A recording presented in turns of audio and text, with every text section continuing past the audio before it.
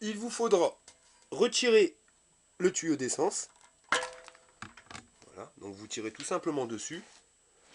Ensuite, vous tournez le robinet d'essence de telle manière à pouvoir accéder facilement à la goupille, sans devoir taper dans le réservoir.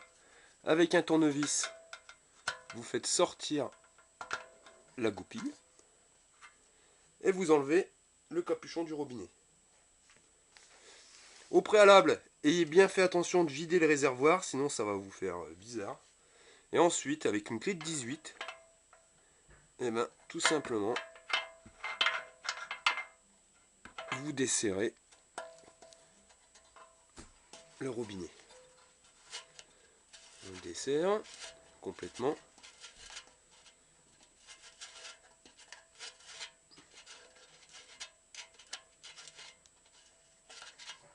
Et vous n'avez plus qu'une fois desserré à l'enlever en tirant dessus.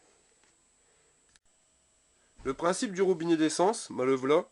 Donc, quand vous êtes en mode normal, vous prenez l'essence en haut. Et quand vous tombez en réserve, donc quand vous n'avez plus d'essence en mode normal, c'est que le niveau d'essence est arrivé ici. Et là, quand vous tournez le robinet, vous prenez en réserve. Et là, vous allez prendre l'essence dans tout le tube qui se situe ici. Donc, quand on regarde bien par rapport au réservoir, la réserve est énorme. C'est-à-dire que vous avez une réserve qui va se situer jusqu'ici.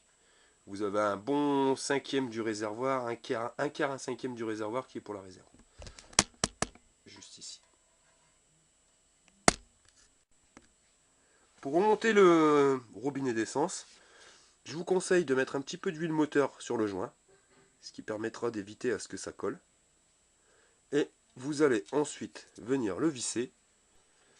Et lorsque vous commencez à avoir une résistance, voilà, donc là vous allez le serrer, mais pas trop, donc il ne faudrait pas casser le joint. Mais là vous voyez, on peut au moins y mettre un tour et demi. Parce que si vous ne serrez pas, vous risquez d'avoir des problèmes de fuite.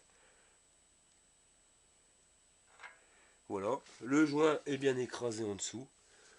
Maintenant, vous pouvez remonter le capot. Pour remonter le capot, vous le positionnez, vous mettez la goupille déjà à l'intérieur du trou du capot pour venir chercher le trou du robinet. Vous appuyez et voilà. Votre robinet d'essence est maintenant changé.